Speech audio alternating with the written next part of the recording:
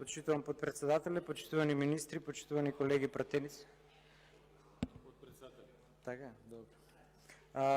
За овие први пратенички прашања во нова година ќе се осврнам на една системска појава која што ја лоцирав, а тоа е удбашко-полициската репресија врз левичарите. Тоа значи дека прашањата ќе ми бидат усмерени кон министерот за внатрешни работи и кон премиерот или кон така нареченото кумановско крило во владата.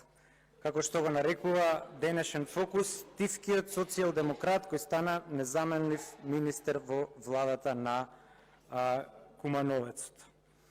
Значи, ќе почнам хронолошки да ги редам овие несвојствени според мене удбашко-полициски репресивни действија врз левичарите, кои што наликуваат не баре сме курдска работничка партија, а вие сте Ердоган во Турција. Во време на Груевски 2016 година познати се нашите кривични судења во шарената револуција, кога тројца раководни кадри и основачи на партијата се уште се влечат по судови и единствено тие останаа кривично да се гонат. Го повлековте обвинението против Павле Полче, како се викаше, за да гласа за уставните измени и останаа само левичарите кривично да одговараат за палењето на канцеларијата на Ѓорги Иванов. Потоа и обидот за пуч истата година, според наши сознанија, со нотари и адвокати блиски до СДСМ, на кои што подосна керките им ги вработивте по државните институции. И потоа доаѓа вашето време од 2017 година па наваму и сега хронолошки ќе ги набројам сите ваши прекршувања на законот во поглед на пресметка со вашите политички непријатели, а тоа во случајот сме ние левичарите.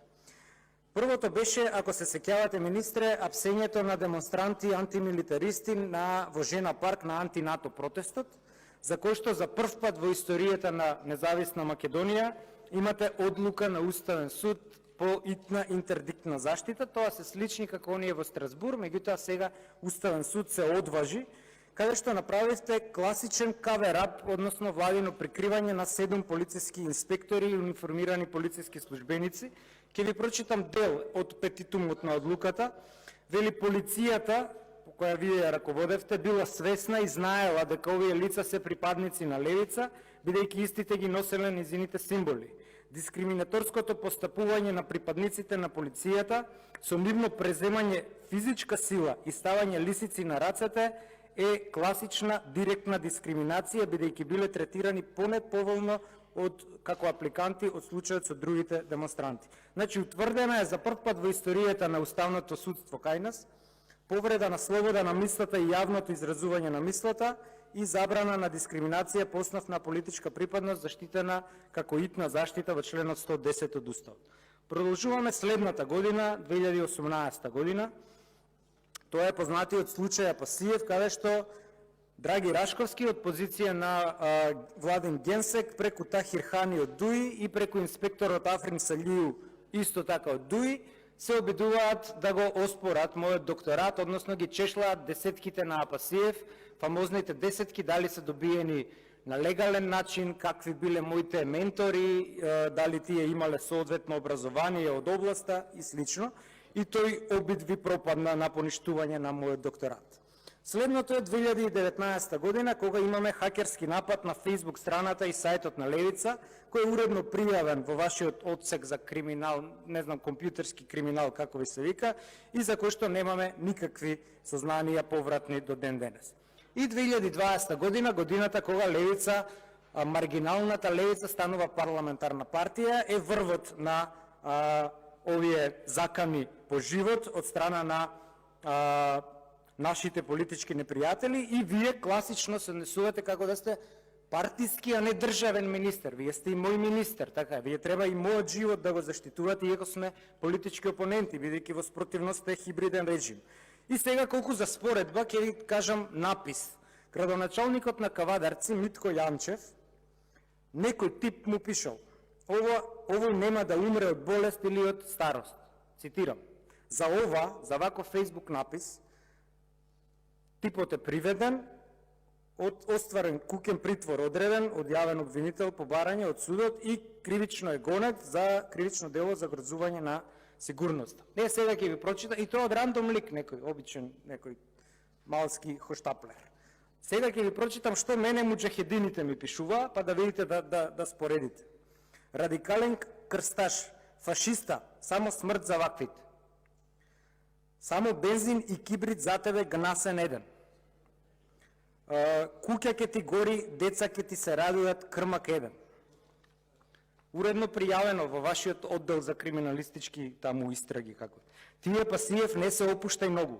Не се опуштај да не завршиш како вреќа во ѓубре. Гнасо нацистичка за тебе само куршум е лекот. Сите се идентификувани со Facebook линкови со све. Фамилија ќе ти ја пукам, све да ти ебам по список. Уредно пријавено. Во МВР. Извини, Димитар, морам да реагирам. Не, окей, ама јас морам да реагирам. Да се воздржиме од такви збори. Јас правам легитимна правна компарација за да споредам за каков Facebook коментар. Само да споредам како за овој коментар на Митко Јанчев, кој е ваш миленик во ВМРО, е загрозена сигурноста, а мене од вакви радикални структури мене не ми е загрозена сигурноста и сигурноста на моето семејство. Следно е 2021 година, кога му го направивме флеш мобот на Заев на 11 октомври и советникот нашот Прилеп за ова не е ваша територија, се уште се влече по судови. 2022 се протестите за бугарскиот предлог, кога со уфрлени ваши провокатори во качулки се обидовте да не наместите на протестите пред собрание, но не ви успеа мастер планот за апсење на раководството на Левица. Потоа следуваат распитите по полициски станици и основни јавни обвинителства на советниците на Левица од Велес и од Кавадарци, затоа што на тамошните пратеници им рекле дека се предавници. Потоа следуваат протестите на Мечкин камен, каде што на прославата ваш началник на СВР Битола Бенито Јошевски преку пара полициски структури, поврзана и затворската полиција на вашиот рекетар Сокол, успеваат да ги практично елиминираат нашите кои се таму и доаѓа до физичка пресметка. И се до најновата удбашка джандарска местенка која се случува пред неколку дена, кога 5 души со джип Дефендер од специјалната интервентна полиција со панцири и пиштоли запираат наш член на Централниот комитет, кој во себе во возилото превезува 6 годишно дете, му вршат незаконски претрес без записник и потоа доаѓа СМС пораката, ова ти е поздрав од АНБ, тек ја почело. Сега, и класична медиумска намештајка за 11 минути нашиот аналитички тим пресмета од моментот кога објавено сторито во кафаната во аеродром, до моментот додека стигнува овие ваши пајташи го тормозат дечкото, стигнува за 11 минути веста до медиумите, класични оние куртон спинувања ви текнуе, што викаше Латас кога го апсеа Мијалков, кога го апсеа Љубе Бошко. Јас морам пак да реагирам, Димитар. Сакам да те замолам да го држиме достоинството на парламентот. Добро. Значи, класична медиумска намештајка, каде што новинари блиски прво до ДПМН, а потоа и вашите цивилаши и компании, значи Латасовци прво вечер ја пренесе, па Курир, па Република, па Лидер на Љупчо Златев, па Канал 5 и после продолжија вашите, како телохранителот на Пасиев, јас немам ни телохранител, фатен за малце, кокаин ке му нашле, ова ке му Значи, класични местенки. Сега прашањата ми се две за вас и едно за премиерот. Прво, министре, дали раководите партиска или државна полиција и кој е организаторот на хајките против Левица? Дали сте вие, дали е премиерот или е генсекот на СДС Миле Зечевич? Тоа ми е првото прашање. Второто прашање.